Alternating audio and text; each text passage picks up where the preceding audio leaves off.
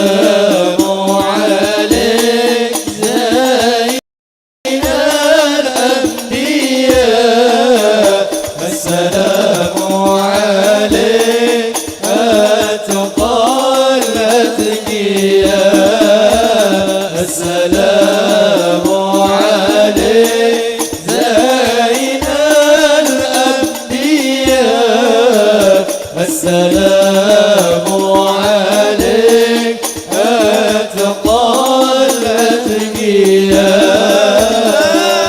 المرتجى يوم الزحام يشفع لنا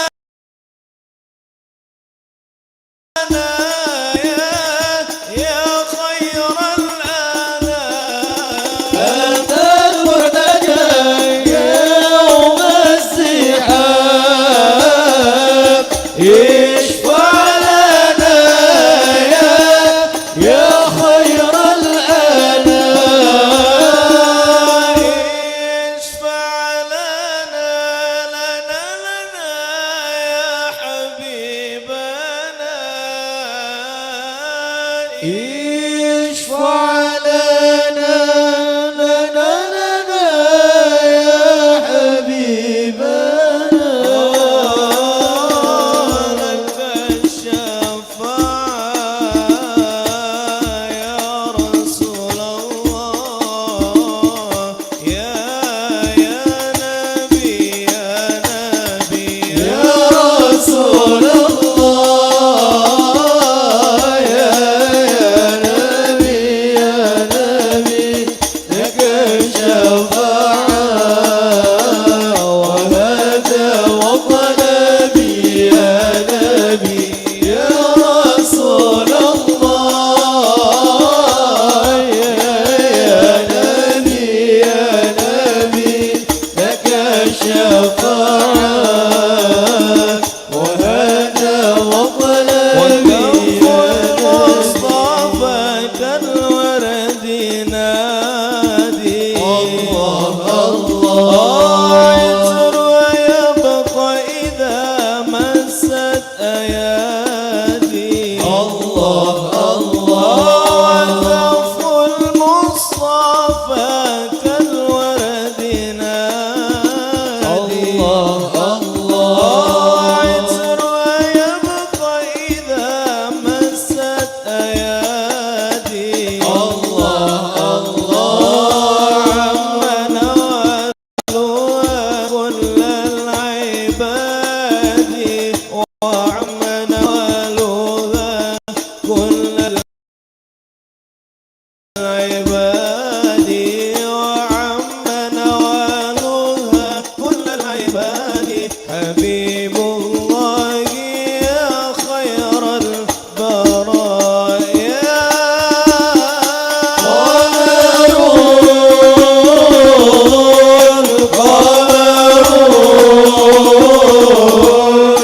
قمر سيدنا النبي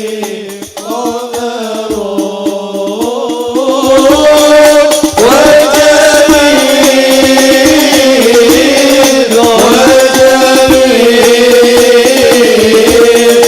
وجميل سيدنا النبي وجميل. اللهم صل وسلم وبارك عليه. اللهم صل وسلم وبارك عليه وعلى آله. أعوذ بالله من الشيطان الرجيم. بسم الله الرحمن الرحيم. الحمد لله القوي سلطانه الواضح برهانه المبسوط في الوجود كرمه وإحسانه صلى الله عليه تعالى مجده وعظم تعلقت إرادة الفرس إليه مشرف خلقه وتعالى مجده وعظم شانه خلق الخلق لحكمة وطوى عليها علمه وبسط لهم من فيض المنة ما جرت به في أقداره القسمة صلى الله عليه أرسل إليهم أشرف خلقه وأجل عبيده رحمة تعلقت إرادة الأزلية بخلق هذا العبد المحبوب فانتشرت آثار شرفه في عوالم الشهادة والغيوب صلى الله عليه فما أجلها هذا المن الذي تكرم به المنان وما أعظم هذا الفضل الذي برز من حضرة الإحسان صورة كاملة ظهرت في هيكل محمود فتعطرت بوجودها كناف الوجود وطرزت برد العوالم بطراز التكريم اللهم صل وسلم أشرف الصلاة والتسليم على سيدنا ونبينا محمد الرؤوف الرحيم اللهم صل وسلم وبارك اللهم صل وسلم وبارك عليه وعلى آله تجلى الحق في عالم قدسه الواسع تجليا قضى بانتشار فضله في القريب والشاسع فله الحمد الذي لا تنحصر أفراده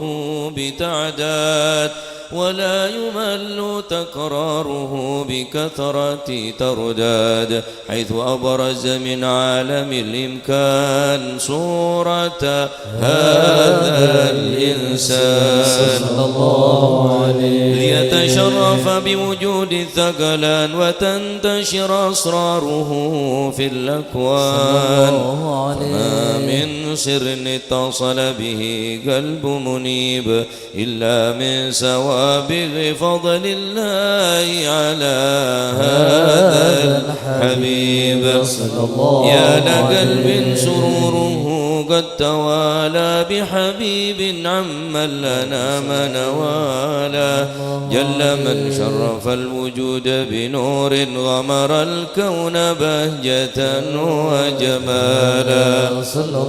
قد ترقى في الحسن أعلى مقام وتناهى في مجده وتعالى لاحظته العيون فيما اجتلته بشرا كاملا يزيح الضلالا وهو من فوق علم ما قد رأت رفعة في شؤونه وكمالا فسبحان الذي يبرز من حضرة الامتنان ما يعجز عن وصفه اللسان ويحار في تعقل معانيه الجنان انتشر منه في عالم البطون والظهور ما ملأ الوجود الخلق ينور فتبارك الله من إله كريم بشرتنا آياته في الذكر الحكيم ببشارة لقد جاءكم رسول من أنفسكم عزيز عليه ما عنتم حريص عليكم بالمؤمنين رؤوف رحيم يا رحيم فمن فاجت هذه البشارة وتلقاها بقلب سليم فقد هدي إلى صراط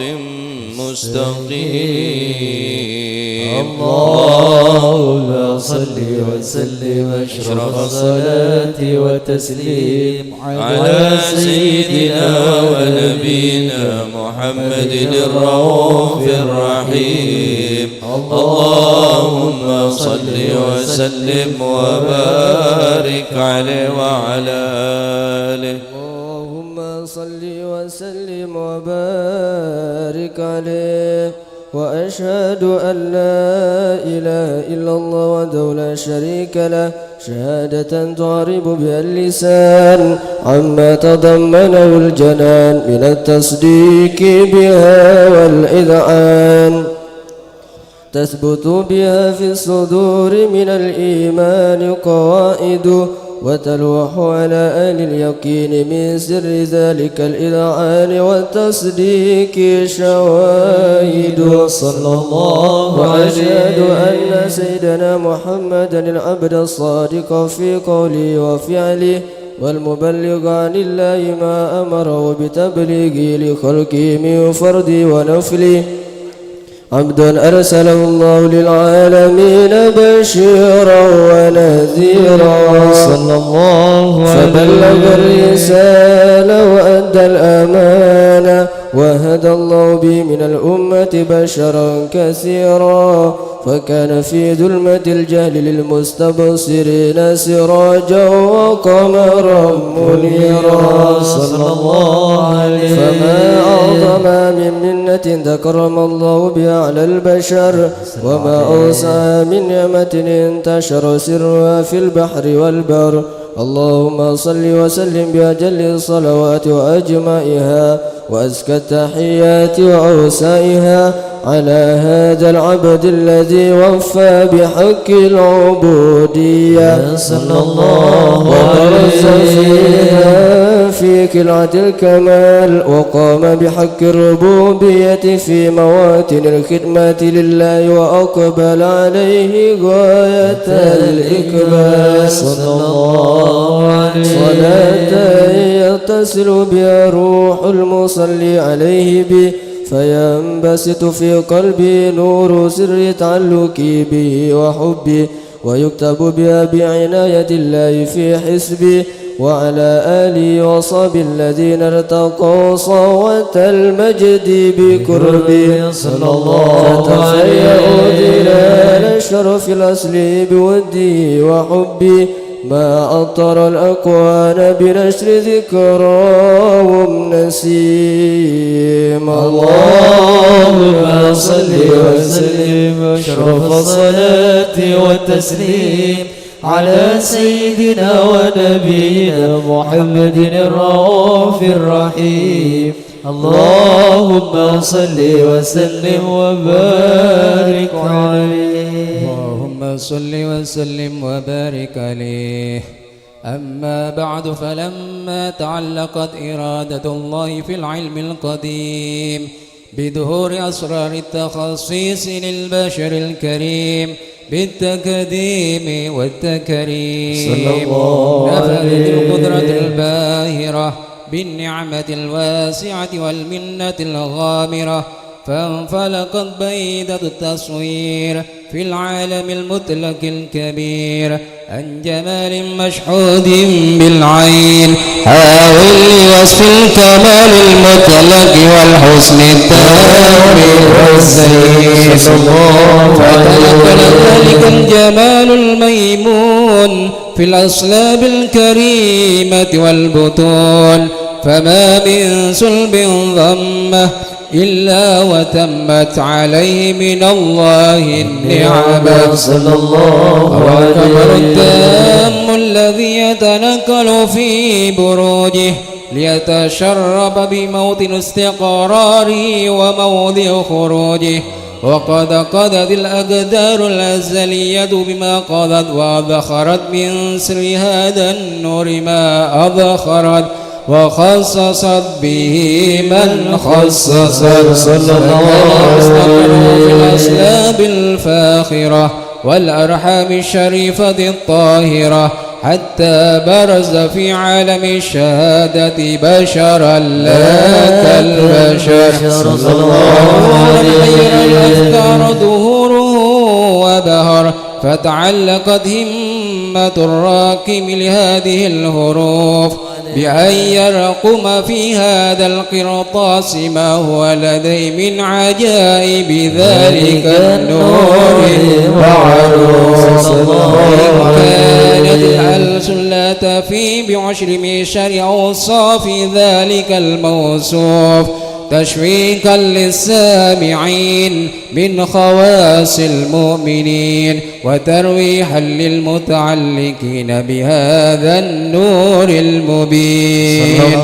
وإلا فألا تعرب الكلام عن شؤون خير الأنام ولكن هزني إلى تدوين ما خفت من سر أشرف المخلوقين وما أكرمه الله به في مولدي من الفضل الذي عم العالمين صلى الله عليه في الكون منشورة على مر الأيام والشهور والسنين داعي التعلق بهذه الحضرة الكريمة ولائج التشوق إلى السماء أوصافها العظيمة ولعل الله ينفع به المتكلم والسامع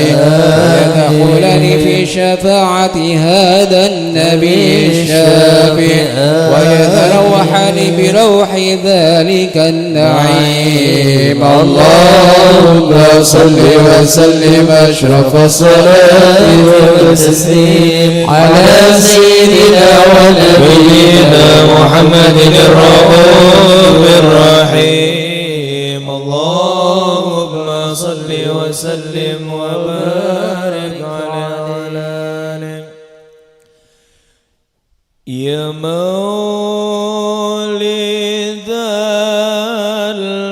المصطفى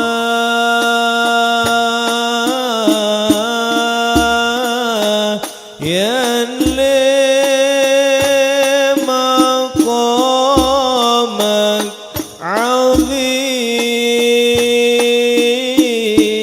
عظيم عسى بجاه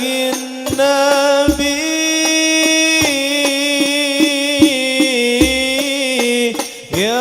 يحصل شفاء للسقيم.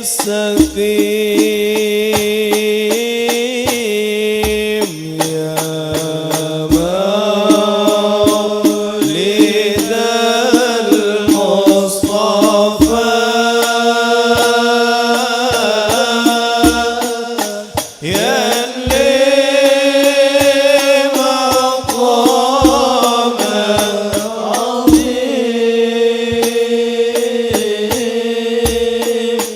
عسى بجاه النبي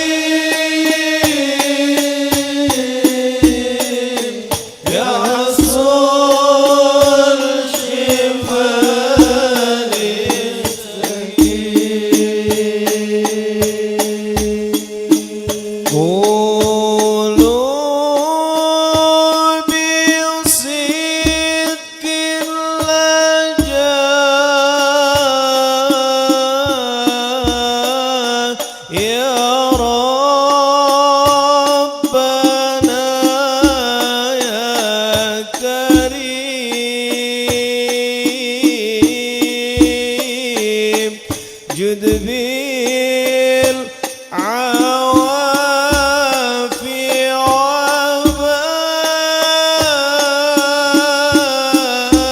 وبادر بالشفاء للكليم. يا مولد المصطفى يا مقامك عظيم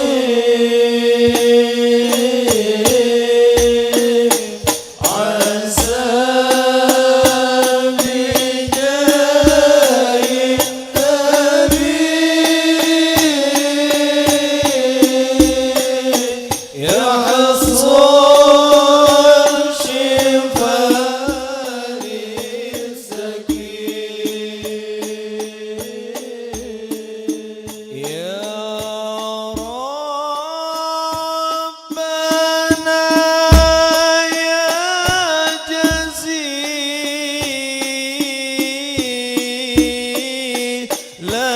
العفو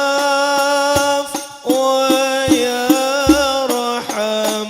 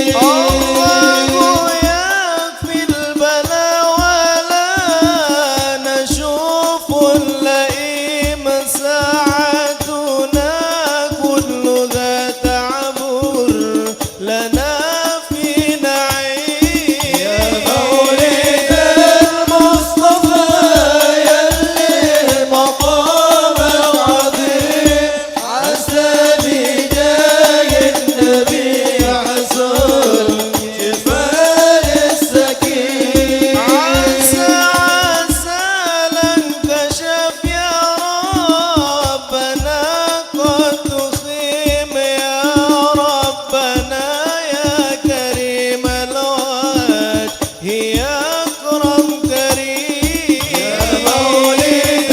المصطفى يلي مقامك عظيم عسى بجاه النبي عصور شفاء للسكين جود بالشفاء والعوافي الذي هو سكيم يا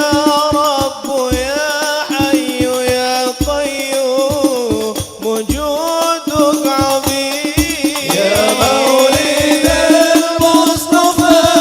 يلي مقامك عظيم عسى بجاه النبي عصور شفاء للسكين اللهم صل وسلم وبارك عليه وعلى اللهم آله صل وسلم وبارك عليه وعلى آله. وقد آن للقلم أن يخط ما حركته فيه الأنامل مما استفاده الفهم من صفات هذا العبد المحبوب الكامل صلى الله عليه وشمائله التي يحسن الشمائل. وهنا حسن أن نثبت ما بلغ إلينا في شأن هذا الحبيب من أخبار وآثار. يتشرف بكتابة القلم والقرطاس وتتنزه في حدائق الأسماء والأبصار. وقد بلغنا في الأحاديث المشهورة أن أول شيء خلقه الله والنور المودع في هذه السورة. فنور هذا الحبيب أول مخلوق برز في العالم ومنه تفرع الوجود خلقا بعد خلق فيما حدث وما تقادم. وقد أخرج عبد الرزاق بالسند عن جابر بن عبد الله الأنصاري رضي الله عنهما قال: قلت يا رسول الله بأبي وأمي أخبرني عن أول شيء خلق الله قبل الأشياء. قال يا جابر إن الله خلق قبل الأشياء نور نبيك محمد صلى الله عليه وسلم من نور صلى الله عليه. وقد ورد من حديث أبي هريرة رضي الله عنه أنه قال: قال رسول الله صلى الله عليه وسلم: كنت أول النبيين في الخلق وآخرهم في البعث. وقد تعددت الروايات بأنه أول الخلق وجودا وأشرف مولودا. ولما كانت السعادة الأبدية لها ملاحظة خفية اختصت من شاد من البرية بكمال الخصوصية صلى الله عليه. فاستودعت هذا النور المبين أصلاب وبطون من شرفته من العالمين. فتنقل هذا النور من صلب آدم ونوح وإبراهيم عليه السلام. أوصلت يد العلم القديم إلى من خصصت بالتكريم أبيه الكريم عبد الله بن عبد المطلب ذي القدر العظيم. وأم التي هي في المخاوف آمنة السيدة الكريمة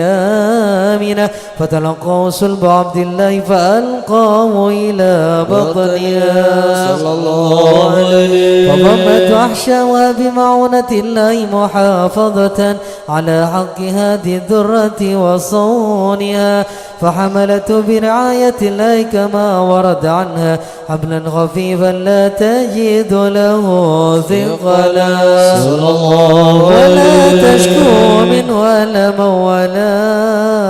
عللا حتى مر الشهر بعد الشهر من حمله وقرب وقت بروز إلى عالم الشهادة لتنبسط على أهل هذا العالم فيوضات فضله وتنتشر في آثار مجده الصميم. اللهم صل وسلم أشرف الصلاة والتسليم على سيدنا ونبينا محمد الرؤوف الرحيم. اللهم صل وسلم وبارك عليه. اللهم صل وسلم على سيدنا محمد وعلى آل سيدنا محمد يا من تعالى علو في ارتفاع علو في ارتفاع اغفر ذنوبي وجنبنا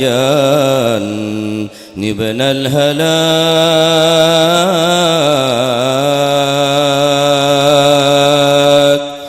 وخذ بنا في طريق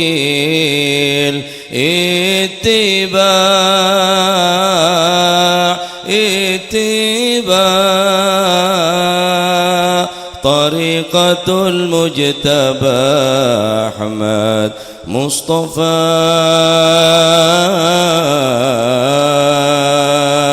مصطفاك نسير في ضوء هذا كشعاع في الدار هذه وفي الأخرى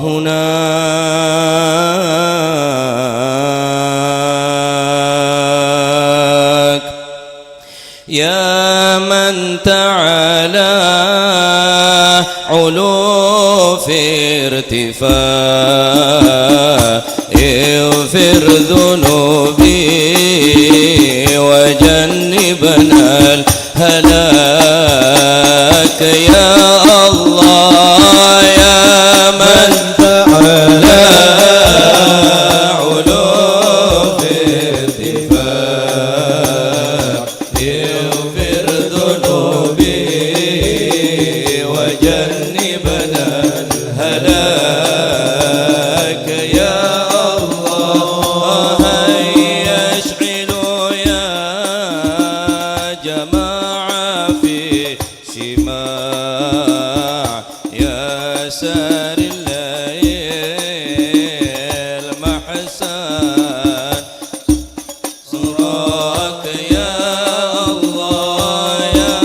من تعالى علو ارتفاع اغفر ذنوبي وجنبنا الهلاك يا الله يا خير محبوب للمولى وداع الله قربك منه واصطفاك يا الله يا من تعالى يا الله في ارتفاعك اغفر ذنوبي وجنبنا الهلاك يا الله يا من تعالى علو في ارتفاع اغفر ذنوبي وجنبنا الهلاك يا الله يا من تعالى علو في ارتفاع اغفر ذنوبي وجنبنا الهلاك يا الله اللهم صل وسلم وبارك عليه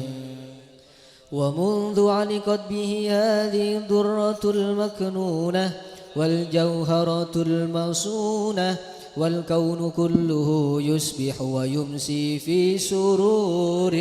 وابتهاج الله عليه بقرب ظهور إشراك هذا السراج والعيون متشوفة إلى بروزه متشوقة إلى التقاط جواهر كنوز صلى الله وكل دابة لقريش نطقت بفصيح العبارة معلنة بكمال البشارة وما من حامل حملت في ذلك العام إلا أتت في حملها بغلام من بركات وسعادة هذا الإمام صلى الله عليه وسلم. ولم تزل الأرض والسماوات متضمخة بعذر الفرح بملاقاة أشرف البريات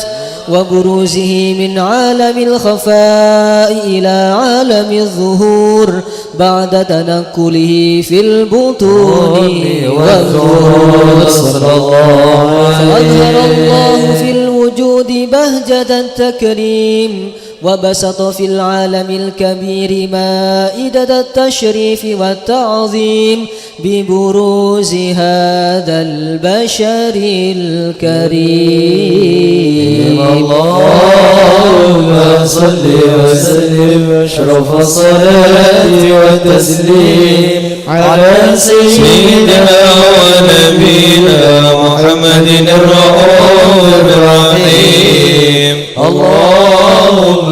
صل وسلم وبارك عليه. صلوات الله توشاه أشرف الرسل الأطائب وتعم الآل جمعا ما بدا نور الكواكب مرحبا يا مرحبا مرحبا مرحبا يا مرحبا مرحبا بك يا خير الحبايب بك يا خير الحبايب أقبل السعد علينا والهنا من كل جانب فلنا البشرى بسعد جاءنا من خير وهيب مرحبا يا مرحبا مرحبا مرحبا يا مرحبا مرحبا بك يا خير الحبايب بك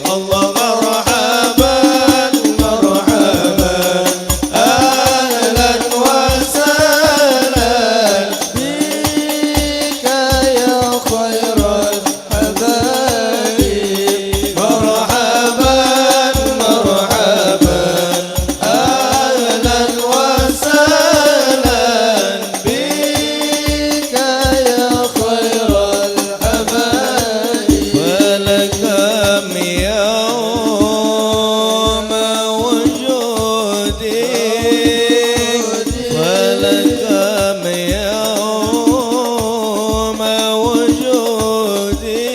وجودك ظهرت فينا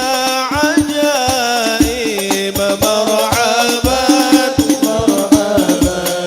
أهلا وسهلا بك يا خير الحبايب مرحبا مرحبا أهلا وسهلا بك يا خير الحبايب وله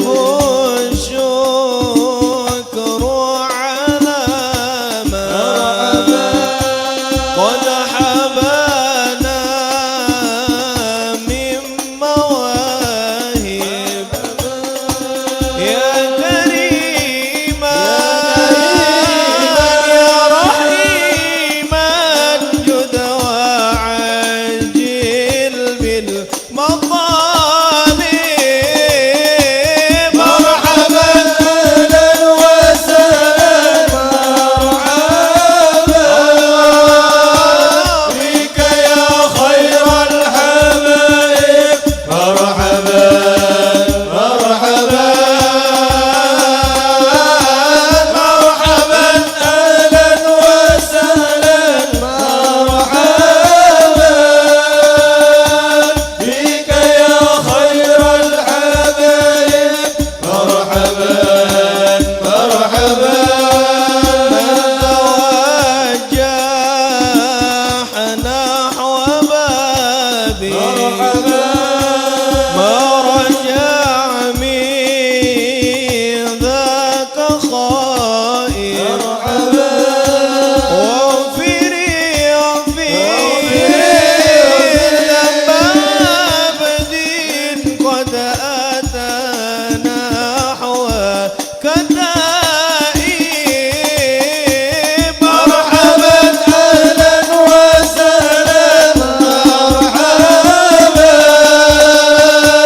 بك يا خير الحبايب مرحبا مرحبا مرحبا أهلا وسهلا مرحبا بك يا خير الحبايب مرحبا مرحبا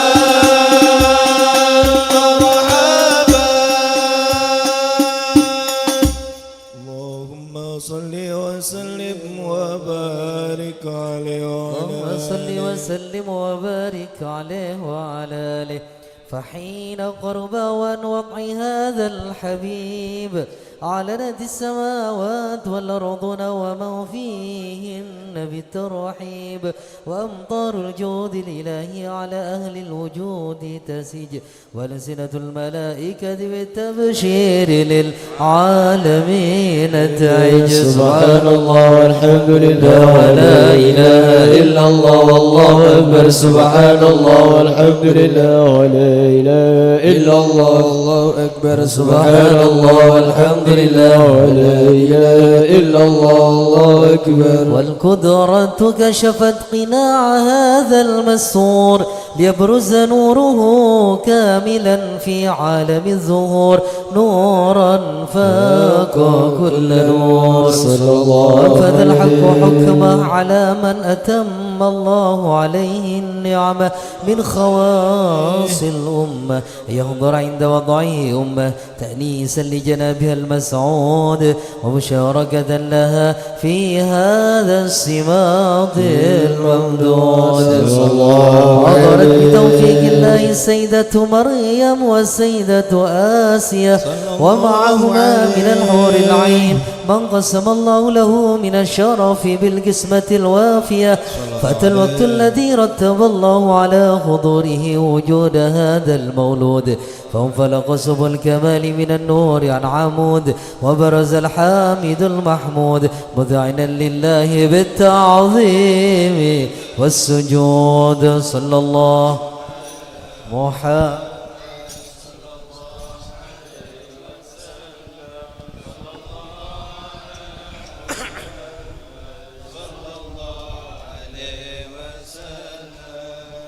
Allahumma salli ala Muhammad. Bakhusyuk, pemantap, pakerong dekat Rasulullah. Hadiraki kanjeng Nabi neng atena. Asyraqal kaunu ibtihajan biwujudil Mustafa Ahmad wali ahlil kauni unsun wa sururun qad tajadda salam alaika ya Rasul salam alaika ya Habib salam alaika salawatullah alaika faqrabu ya halal mathani fahazarul yumni gharrad wastadi'u bijamalin faqafil husni tafarrad sallallahu alaika ya Rasul salam alaika ya Habib salam alaika salawatullah alaika walana al-bushra bisadin mustamirin laysa yanfad haythu utina ta'an jama'al fakhral mu'abbad salam alaika ya Rasul salam alaika ya Habib salam alaika salawatullah alaika falirabbi kullu hamdin jalla yahsurahul ad idha habana biwujudil Mustafa al-Hadi Muhammad sallallahu alaihi wasallam ya Rasulullah alaika ya Rasul salam alaika ya Habib salam alaika salawatullah alaika ya Rasulallah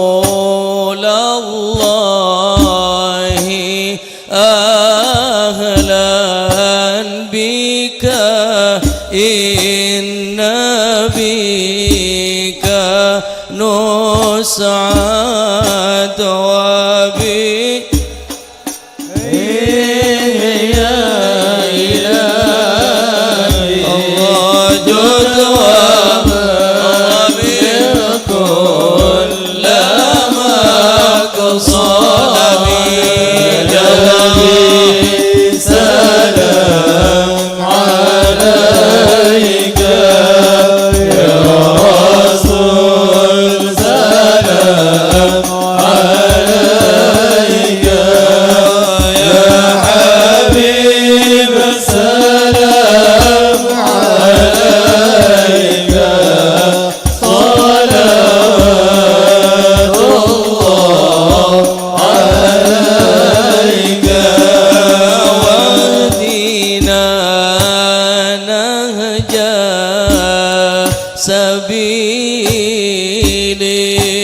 كي به نسعد ونرشد ربي بلغنا رياي في جوار خير رمضان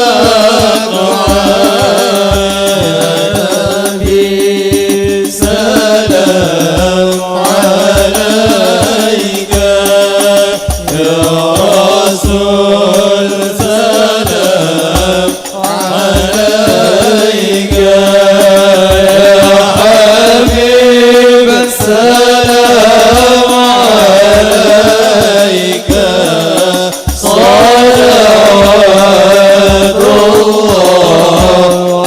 عليك صلاة الله تغشى أشرف الرسل محمد وسلام مستمر كل حين يتجدد ويا البدر علينا من ثنيات الوداع وجب الشكر علينا ما دعا لله طلع البدر علينا من ثنيات الوداع وجب الشكر علينا ما دعا لله داع طلع البدر علينا من ثنيات الوداع وجب الشكر علينا ما دعا لله مرحبا يا مرحبا يا نور العين مرحبا جد الحسين مرحبا مرحبا مرحبا يا مرحبا يا نور العين مرحبا جد الحسين مرحبا مرحبا وكريمي الأرواح منا وكريمي الأرواح منا بلقاء خير الأنام مرحبا مرحبا يا مرحبا يا نور العين مرحبا جد الحسين مرحبا مرحبا على محمد صلى الله عليه وسلم صلى الله على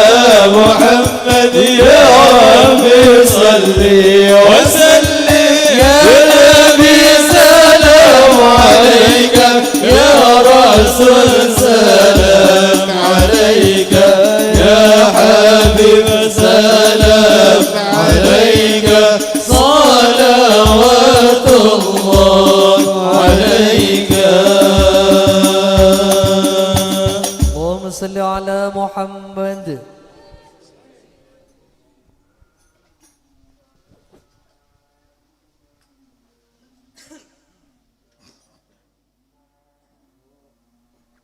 اللهم صل وسلم وبارك عليه. وحين برز صلى الله عليه وسلم من بطن أمي برز رافعا طرفه إلى السماء مؤميا بذلك الرفع إلى أن له شرفا على مجد والسماء صلى الله عليه. وكان وقت مولد سيد الكونين من الشهور شهر ربيع الأول ومن الأيام يوم الاثنين وموضع ولادتي وقبري بالحرمين وقد ورد أنه صلى الله عليه وسلم ولد مختونا مكحولا مقطوع السرة صلى الله عليه. فولد ذلك لشرفي عند الله أيدي القدرة ومع بروزي إلى هذا العالم ظهر من العجائب ما يدل على أنه أشرف المخلوقين وأفضل الحبائب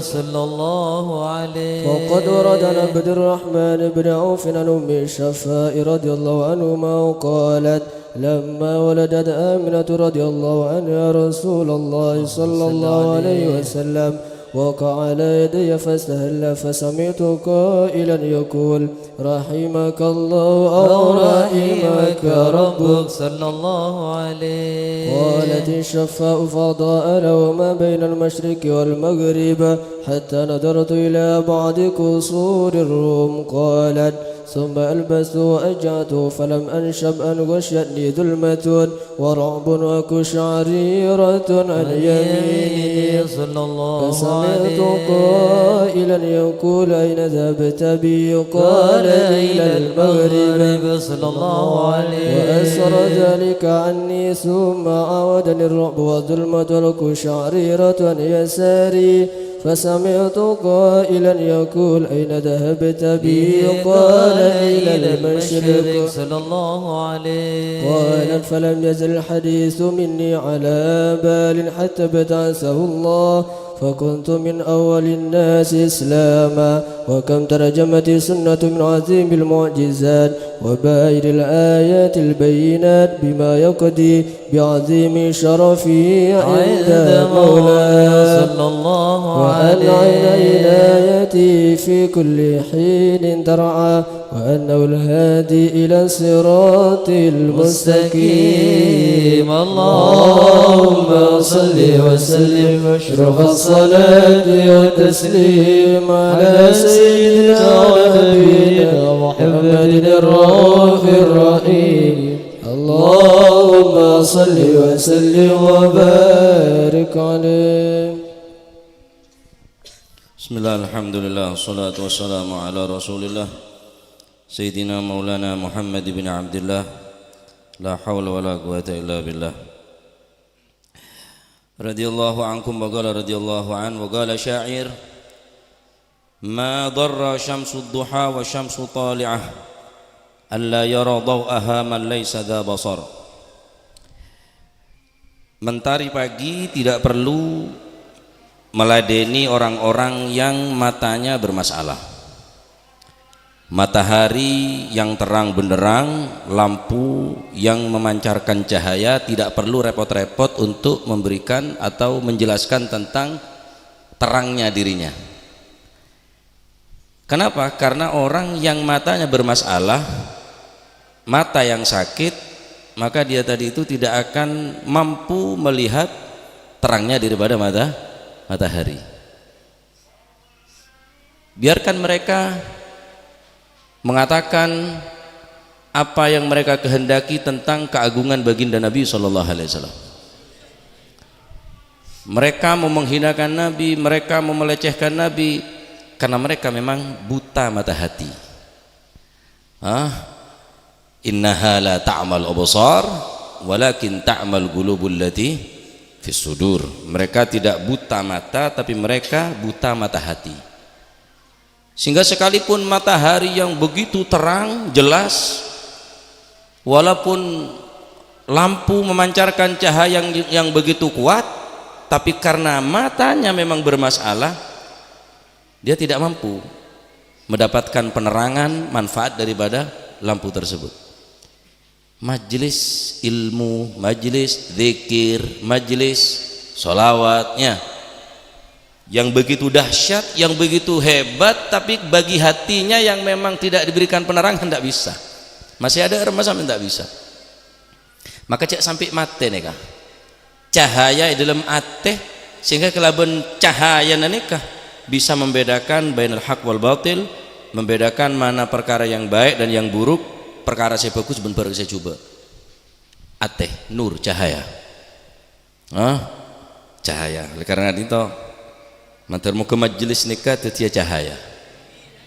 Sebisa menerangaki kegelapan akhir zaman.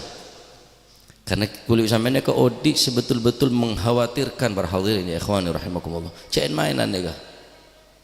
Nik betul-betul mengkhawatirkan engku. Kerusakan akhlak, kerusakan adab, bengal kereng tua, perzinaan, perjudian, la ilaha illallah. Ini mun tada cahaya nika. Syariat yang begitu terang, syariat yang begitu jelas, tapi bagi mereka remeng kinangan. Remeng. Padahal anzala syar'a hanifan rahmatan lil alamin. Allah Subhanahu wa taala menurunkan syariat tidak lain dan tidak bukan adalah satu rahmat. Kasih sayang daripada Allah Subhanahu wa taala. Lah oleh karena itu hadir majelis bawa hati. Niat ngeces cahaya si redup nih kah. Para tadi si datang gila dia. Redup roh benar. Para tahu saat terbang kan benar. Ya, jadi aktif pak semangat apapun alasan kebai alasan untuk hadir majelis, justru majelis kebai alasan untuk lain majelis seporana Kamis sore tak bisa ganggu mun kelem Rebu atau Jumat atau Selasa berangkat EWA manon bersinabar buru berangkat leteng meteteng bertamu na berselok hasil karuan hasil ganjaran insyaallah sampean lebih emol jaki bi orang karena sampean andi jati diri karena sampean andi istiqomah jadi orang tak bengala ganggu sampean acok ganggu ada kemesan di rutinan dia masih bini nak kaki ngajak cek ende yancam sakone awas deki malam cumana kelas cek berarti ya dia merenang konang lampun nangkonang ruah tak patetera ya oleh karenanya penting nih kak tapi menurut landi pancaran cahaya nega kuat mata nasi normal wah ya bisa majelis khair majelis ilm majelis dzikir majelis ilmu ya karena beda ketertarikan daripada cahaya kelak berarti ki nyetru matur muga majelis niki insyaallah dadi cahaya pagi ning hari kiamat dadi saksi ban bukti insyaallah kun panjenengan nek sekonek dalam ati nikah beda cahaya na Kanjeng Nabi Muhammad sallallahu alaihi wasallam amin ya rabbal alamin sallallahu alaihi wasallam Muhammad alhamdulillah.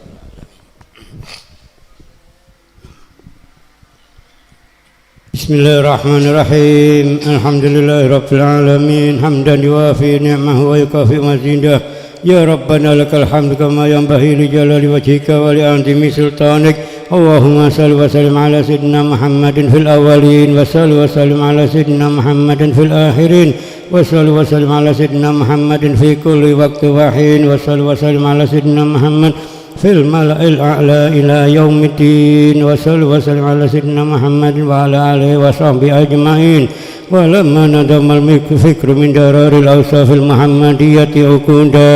توجهت إلى الله متوسلا بسيدي وحبيبي محمد صلى الله عليه وسلم أن يجعل سعي فيه مشكورا وفعلي فيه محمودا